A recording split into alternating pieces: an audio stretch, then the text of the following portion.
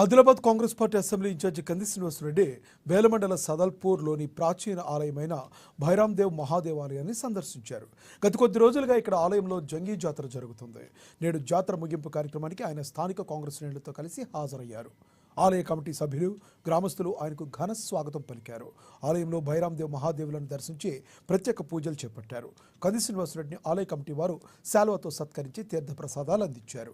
ఈ సందర్భంగా ఆదిలాబాద్ అసెంబ్లీ నియోజకవర్గ ఇన్ఛార్జ్ కంది శ్రీనివాసరెడ్డి మాట్లాడుతూ భైరాందేవ్ మహాదేవ్ ఆలయ నిర్మాణం గురించి ప్రభుత్వం దృష్టికి తీసుకువెళ్తానని పేర్కొన్నారు.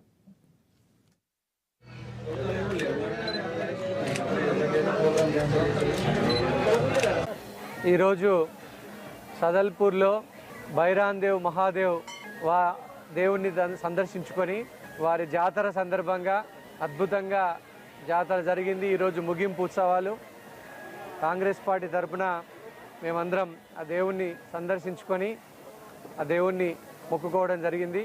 ఆదిలాబాద్ ప్రజలంతా క్షేమంగా ఉండాలని, ఆదిలాబాద్లో పంటలు బాగా పండాలని, ప్రజలంతా కూడా సుఖ సంతోషాలు, శాంతి సౌభాగ్యాలు, సిరి సంపదలతో ఉండాలని ఆ భైరాందేవ్ మహాదేవ్ భగవంతుని ప్రార్థించడం జరిగింది. మా ఆదిలాబాద్ ప్రాంతంలో ఒక గొప్ప వారసత్వం ఉన్నటువంటి ఈ ఆలయం తప్పకుండా ఆలయ అభివృద్ధి కోసం కాంగ్రెస్ పార్టీ తరఫున తప్పకుండా మేము కష్టపడతామని